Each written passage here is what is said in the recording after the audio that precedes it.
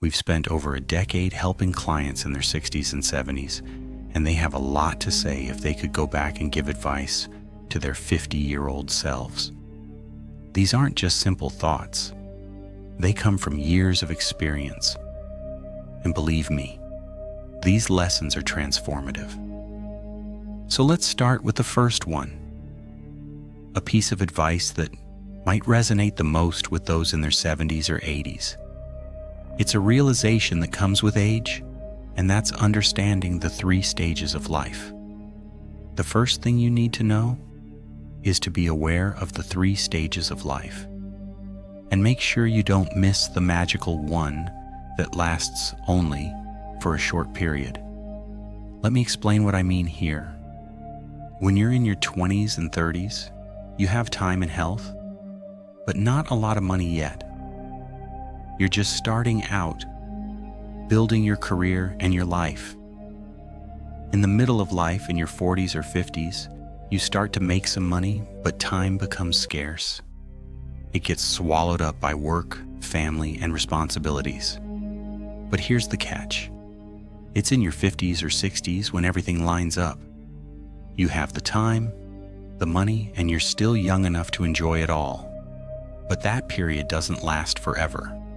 This is the time to travel, to explore, to move.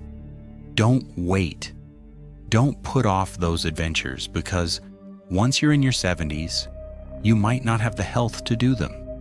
The next piece of advice from our clients is that there are 3 kinds of time. We all focus on 2, career and relationships. But there's a third one that's just as vital, and that's recovery time. You need to spend time on things that replenish your energy and vitality. You've got to ask yourself, what truly recharges me? Maybe it's hiking, yoga, a walk in the woods, or a creative hobby like painting or woodworking. Whatever it is, make time for it. One of my clients, a man in his 50s, rediscovered his love for rock climbing. He'd started as a young boy, and then put it aside as life got busy. But now, in his 50s, he's returned to it. Rock climbing isn't a lifelong sport, like swimming or biking, so he's fully embracing it while he still has the time and health. This is what he's discovered. When you create time for things that truly matter to you, you can actually add more years to your life. So prioritize what energizes you, because it's that kind of renewal that will help you extend your healthy years.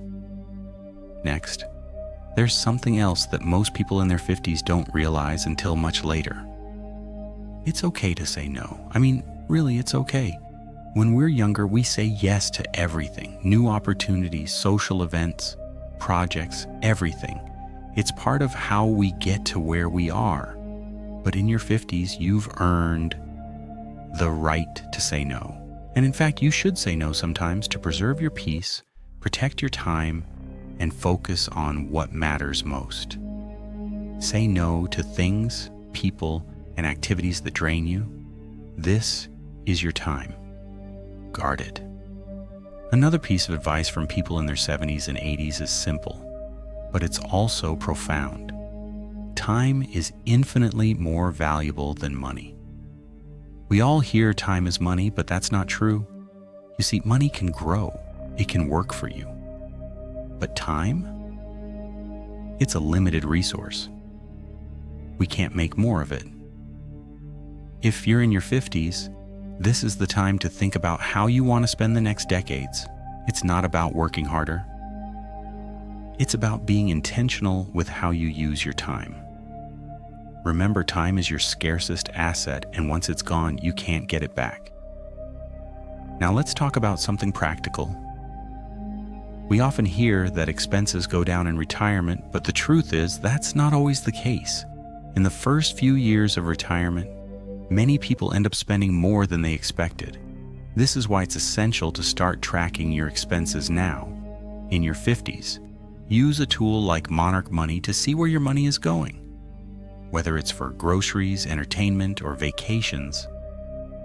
This way, when you retire, you won't be blindsided by unexpected expenses You'll have a clear idea of how much you're spending and can plan accordingly. But there's more. It's crucial to invest in your relationships. I've had clients who, after retiring, reached out to old friends they hadn't spoken to in decades. And when they reconnected, it was as if no time had passed at all. Relationships are at the core of a fulfilling life. It's easy to let work and life responsibilities push these relationships to the back burner.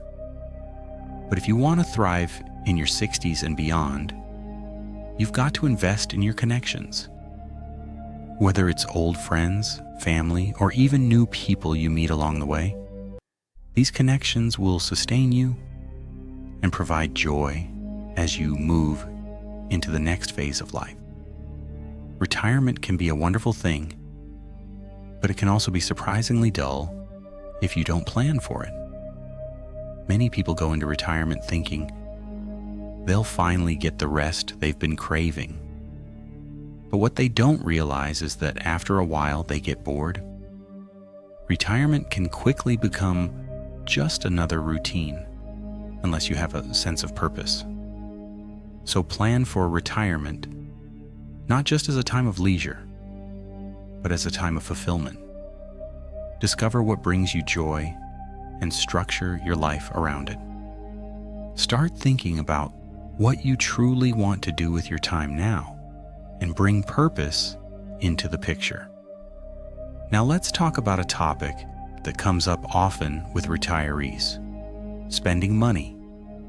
Many people in their 50s start to think about buying things they've always wanted, like that dream car or a fancy watch. But let me tell you something, status symbols often don't bring lasting happiness. One client who was in his 60s bought a Porsche. He was so excited at first, but 6 months later, the excitement wore off. The thrill was gone. His advice? Before you make that big purchase, rent the experience first. Sometimes renting something for a short period will give you just as much joy as owning it without the long-term commitment. Finally, let's touch on retirement planning. A lot of people think that their expenses will decrease once they retire, but often they don't. When you retire, it's easy to overspend in the first few years. So start thinking about tracking your expenses now in your 50s. Use tools like Monarch Money, which helps you categorize and track your spending so you know exactly where your money is going. The earlier you start, the better you'll be prepared for a financially stable retirement. Now let's talk about the importance of connections in retirement. One of my clients, after retiring, reconnected with an old friend.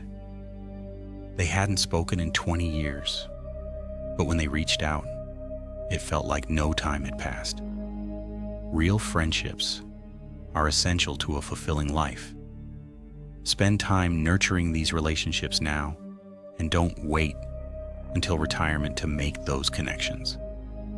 Whether it's reconnecting with old friends, strengthening family bonds, or even meeting new people, those relationships will provide support and joy in your later years.